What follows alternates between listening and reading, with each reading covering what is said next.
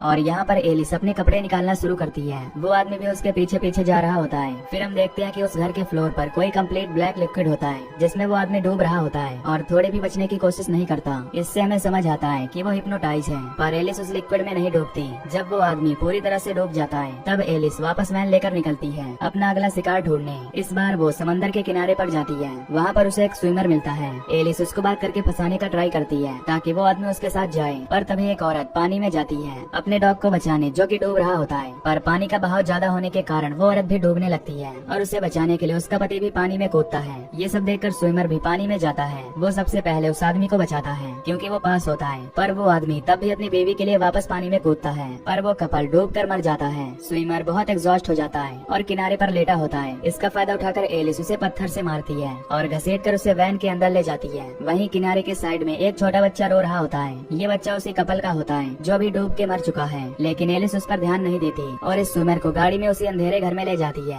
रात में हम देखते हैं कि वो मोटरसाइकिल वाला आदमी उसी बीच पर आता है और स्विमर का सारा सामान उठाकर अपने साथ ले जाता है। ये आदमी भी उस बच्चे को देखता है, लेकिन ये भी कुछ नहीं करता क्योंकि ये एलियंस होते हैं और इन्हें फीलिंग्स और इमोशंस नहीं होते। ये बस रोबोट्स की तरह अपना काम करते थे। फिर एलिस एक क्लब में जाती है। वहाँ पर उसे एक लड़का मिलता है। एलिस उसे भी फंसाकर अपने साथ ले जाती है और इस लड़के के साथ भी वही होता है जो पहले दो के साथ हुआ था। ये भी उस लिक्विड में डूब जाता है। फिर हम उस लिक्विड के अंदर का सीन देखते हैं। वहाँ पर ये लड़का जो अभी डूबा था और स्विमर भी होता है। स्विमर जिंदा होता है पर उसकी बॉडी पूरी तरह फूल चुकी थी। ये लड़का जब उससे टच करता है तब उस स्विमर की बॉडी उससे दूर चली जाती है और बस वहाँ उसकी स्किन बचती है, जो स्किन ये एलियंस पहनते थे। फिर हम एक मशीन देखते हैं जिसमें वो छोटे छोटे बॉडी पार्ट्स प्रोसेस होते हैं। इन एलियंस का काम होता है इंसानों को कैसे भी करके इस ब्लैक लिक्विड में लाना, और इस लिक्विड के अंदर ह्यूमंस की बस स्किन बचती थी और बाकी बॉडी पार्ट्स रेड कलर के लिक्विड में बदल जाते थे और ये लिक्विड एलियंस का खाना होता है। असल में ये एलियंस किसी को भी नहीं मारते थे बल्कि उनका ही शिकार करते थे, जो बिल्कुल अकेला हो, जिसके आगे पीछे कोई ना हो, ताकि जब एलियंस उसका शिकार करके उसको मार दे तो कोई उसकी तलाश ना करे। अगली सुबह एलिस फिर से नए विक्टिम की तलाश में निकल जाती है। रास्ते में वो ट्रैफिक में फंस जाती है। तभी वहाँ एक फूल वाला आता है और एलिस को एक गुलाब देता है जो सामने खड़ी कार वाले ने दिया था। एलिस वो ले लेती है और उस फूल पर ब्लड लगा होता है जो उस फूल वाले का ही होगा। एलिस वो ब्लड बहुत ध्यान से देखती है। तभी रेडियो में उस कपल की न्यूज आ रही होती है। उनकी बॉडीज अभी तक नहीं मिली होती और उनका छोटा बच्चा भी लापता होता है। ये सारी छोटी छोटी चीजें उसमें ह्यूमन इमोशंस ला रही होती हैं। इसके बाद फिर से वो एक आदमी को उस घर में ले आती है और उसका भी यही हाल होता है। और अब यहाँ पर एलिस का सीनियर भी आता है। वो एलिस की आंखों में बहुत ध्यान से देखता है और वहाँ से चला जाता है। दरअसल वो ये चेक कर रहा होता है कि कहीं उसके अंदर भी पहली एलियंस की तरह इमोशंस आने न शुरू हो गए हों। एलिस भी वहाँ से निकल जाती है।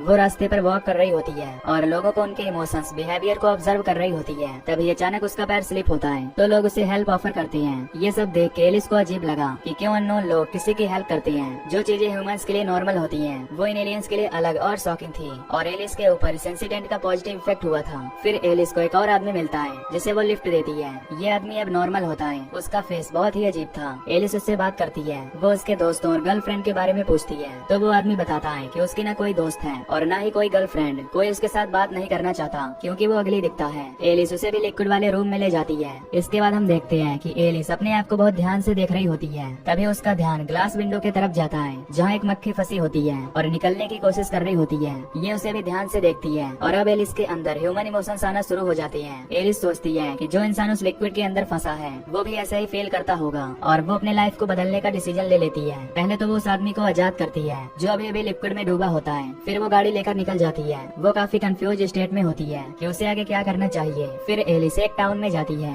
जहाँ के रेस्टोरेंट में वो केक का एक पीस खाती है, पर उसे डाइजेस्ट नहीं कर पाती क्योंकि उसकी बस स्किन ह्यूमन की होती है, बॉडी तो एलियन की ही होती है। इधर दूसरी तरफ जो एलिस का सीनियर होता है वो मोटरसाइकिल वाला आदमी, उसे पता लग जाता है कि एलिस ने एक विक्टिम को छोड़ दिया है। वो सीनियर उस आदमी के घर पहुंच जाता है और उसे मारकर कार की डिग्गी में डाल कर ले जाता है और अब वो सीनियर अपने साथियों के साथ एलिस को ढूंढ रहा होता है। फिर हम एलिस को देखते हैं जो एक बस स्टॉप पे बैठी होती है क्योंकि उसे समझ नहीं आ रहा होता कि आगे क्या करना है। वो एक बस में चढ़ जाती है जहाँ उसे एक आदमी मिलता है। उस आदमी को पता चल जाता है कि एलिस उदास है। वो उससे बात करता है और एलिस को अपने साथ चलने का ऑफर करता है। एलिस भी मान जाती है और वो दोनों उस आदमी के घर जाते हैं। वहाँ वो आदमी एलिस के लिए खाना बनाता है और वो साथ में टीवी देखते हैं। तभी टीवी पे सॉन्ग सुनते सुनते एलिस टेबल पर टैग करती है और जब एलिस अपने रूम में सोने जाती है वो अपने बॉडी को बहुत ऑब्जर्व करती है क्योंकि उसके लाइफ में बहुत चेंजेस हो रहे होते हैं। अगले दिन एलिस उस आदमी के साथ हाइकिंग पर जाती है और वापस घर आने पर वो दोनों फिजिकली क्लोज आ जाते हैं, पर एलिस को ये सब अजीब लग रहा होता है तो वो वहाँ से भाग जाती है। एलिस पास एक जंगल में जाती है। वहाँ पर उसे एक गार्ड मिलता है। वो उससे बोलता बोलता है कि ये जंगल बहुत बड़ा है और यहाँ की जमीन स्लिपरी है, तो संभल के जाना। और वो उसे पूछता है कि क्या तुम अकेली आई हो, तो संभाल के जाना। इसके बाद एलिस जंगल के अंदर जाती है और वो एक शेल्टर ले लेती है। जो लोग यहाँ हाइकिंग और ट्रिप के लिए आते हैं वो यहाँ शेल्टर लेते हैं। फिर हम देखते हैं कि वो मोटरसाइकिल वाला आदमी एलिस को बेसब्री से खोज रहा होता है। जब सुबह एलिस की आंखें खुलती हैं तो वो देखती है कि जो गार्ड उसे कल मिला था